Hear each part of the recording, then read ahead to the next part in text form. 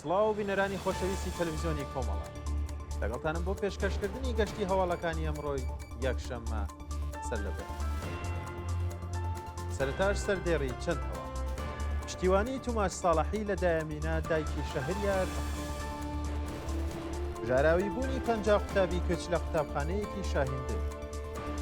ناڕوونی چارەنووسی ئەمجەدگریا خێز لە گرتوخانەی اطلاعاتی سنە دووەمین ڕۆژی ناڕزایەتی خوێندکاران لە زانکۆی تاران کۆبوونەوەی خانە نشینکراوانی سەنعەتی نەوت لە تاران وانگرتنی پەرستاران و کادری دەرمان لە مەشهەد و ساری لە سێدارەدانی 4 بەندکراو لە چەند زیندانی ئێران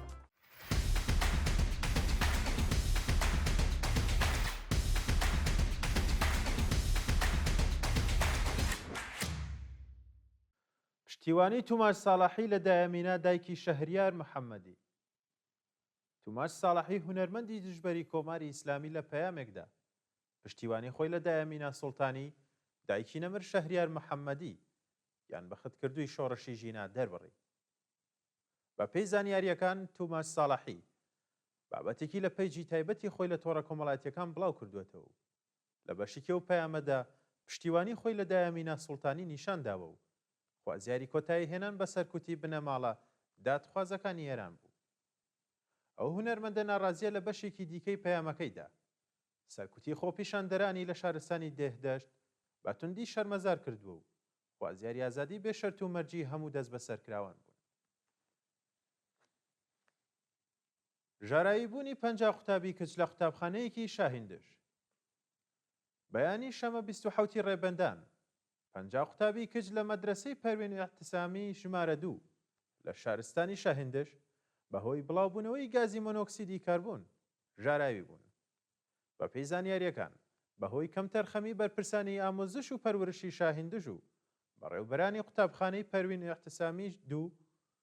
گازی مۆنۆکسیدی کاربۆن لە ماتۆرخانەوە بۆ نێوژوورەکانی خوێندن دزەی کردووە و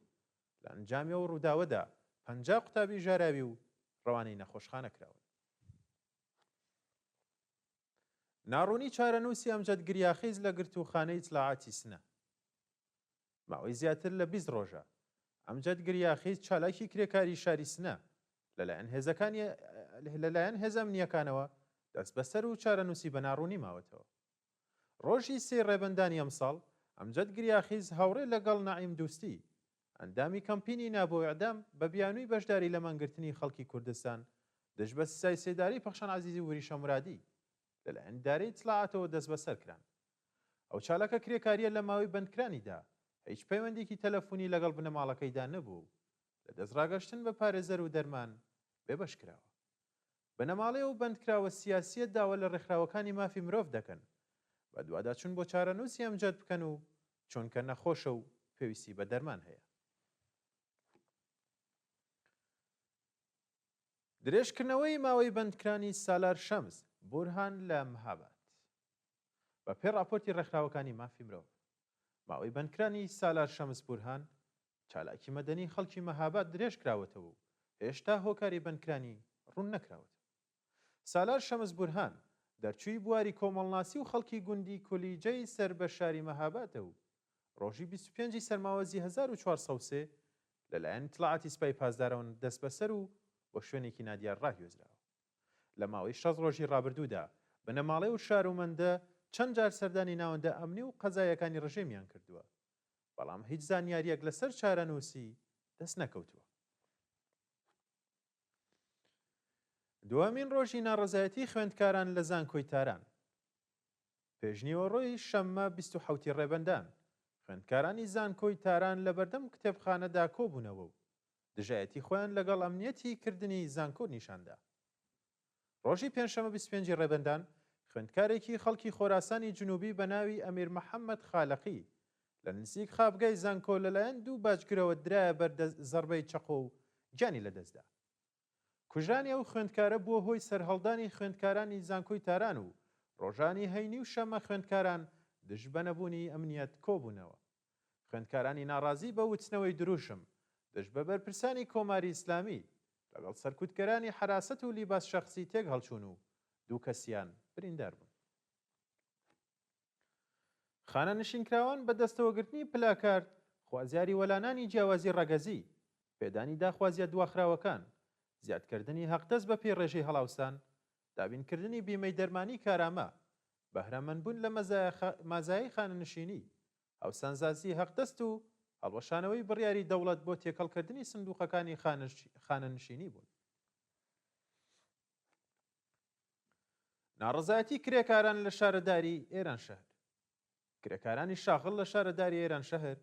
ڕۆژی شەمە 27 ڕێبەندان بۆ جارێکی دیکە دژ بە نەدانی داخوازیەکانیان ناڕەزایەتیان دەربڕی. بە وتەی کرێکاران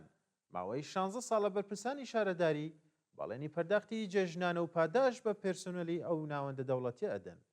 بەڵام هیچ ساڵێک بەڵێنەکانیان جێبەجێ نەکردووە. لە نزیک ساڵی تازەن و داوا دەکەن سەرنج بە کێشە و گرفتەکانیان بدرێت. کۆبوونەوەی کرێکارانی پەیمانی لە مخابراتی کرمان. ڕۆژی شەمە 27 ڕێبەندان کرێکارانی پەیمانی شاغڵ لە مخابراتی کرمان لە بەردەمە و ڕێکخراوە کۆبوونەوە و خوازیاری جێبەجێکردنی داخوازیەکانیان بوون. کرێکارانی ناڕازی بە وتنەوەی دروشم، خوازیاری پەرداختی سەنەوات، جێژنانە و پاداشتی کۆتایی ساڵ، هەروەها حەقی بیمەکانیان بە تامین ئیجتیماعی بوون. شایانی باسە کە هەفتەی ڕابردووش کرێکارانی پەیمانی مخابراتی تەورێز بۆ ماوەی 2 ڕۆژ دەستیان لە کار کێشا و خاوەنکاریان ناچار کرد داخوازیەکانیان جێبەجێ بکات. مانگرتنی پەرستاران و کادری دەرمان لە مەشهەد و ساری. ڕۆژی شەمە 27 ڕێبەندان پەرستاران، بێهوەرزان و کادری دەرمانی ئۆرژانس لە شارەکانی مەشهەد و ساری دژ بە دۆخی خراپی پیشەی و مەعیشەتی دەستیان لە کار کێشایەوە و مانیان گرت. پەرستاران و کادری دەرمانی مەشهەد و ساری لە کۆبوونەوەکانیاندا خوازیاری زیادکردنی هەقدەست، چونە سەرەوەی تارەفەی پەرستاری، پێدانی ئیزافەکاری و کارانە، کەمکردنەوەی سەعاتی کار، تەزمینی ئەمنیەتی پیشەیی، نوێکردنەوەی گرێبەست و دامەزراندنی هێزی کاری نوێ و چاکسازی لە ژیان و مەعیشەتیان بوون. هەوڵی خۆکوژی ناهید شیرویشە لە زیندانی زەنجان. مونا بەختیاری خوشکی نەمر پویا بەختیاری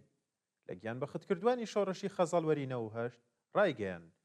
پاش 3 هەفتە بێخەبەری لە ناهید شیرویشە زانیویانە کە دایکی لە زینداندا دەستیداوەتە خۆکوژی و ئێستا گیانی لە مەترسیدایە. بنەماڵەی بەختیاری لە ساڵانی ڕابردوودا بە بیانووی دادخوازی خوێنی بەنا هەغڕژاوی ڕۆڵەکەیان بەردەوام لە شێرگوژار و هەڕەشەی ناوەندە ئەمنیەکاندا بوون. ناهید شیرویشە دایکی پویا بەختیاری بە 5 ساڵ زیندانی تازیری مەحکوم و سەرەتا ڕەوانەی زیندانی کەچووی کەرەج و 9 مانگ لەمەوبەر بۆ زیندانی زەنجان دوورخراوەتەوە. مونا بەختیاری ڕۆژی شەمە 27 ڕێبەندان لە پەیامێکدا داوای یارمەتی لە ڕێکخراوەکانی مافی مرۆڤ کردووە و هۆشداری داوە کە دۆخی دەرونی دایکی باش نییە و ئەبێ بە زووترین کات ئازاد بکرێت.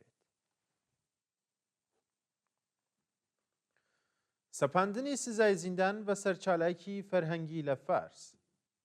ئەزغەر ئەمیرزادەگان ئەندامی کانونی سەنفی فەرهەنگیانی وستانی فارس لەلایەن لە قیسە و یەکی دادگای تاوانەکانی فیروزاباد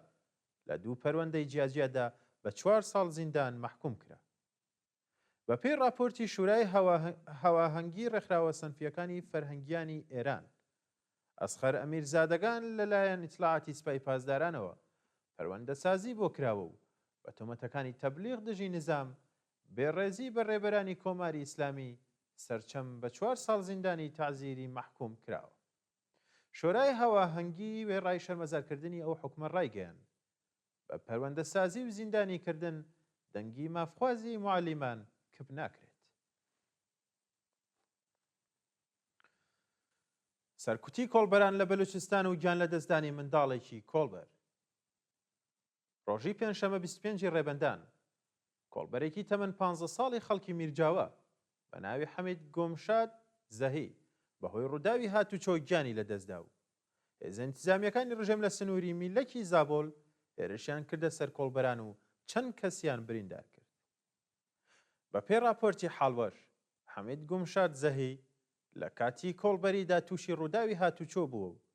دەستبەچێ گیانی لە دەستداوە. ئەو مێر منداڵە بەلوچە تەنیا نان ئاوەری بنەماڵەکەی بووە و پێشتر بەهۆی هەژاری وازی لە خوێندن هێنا بوو.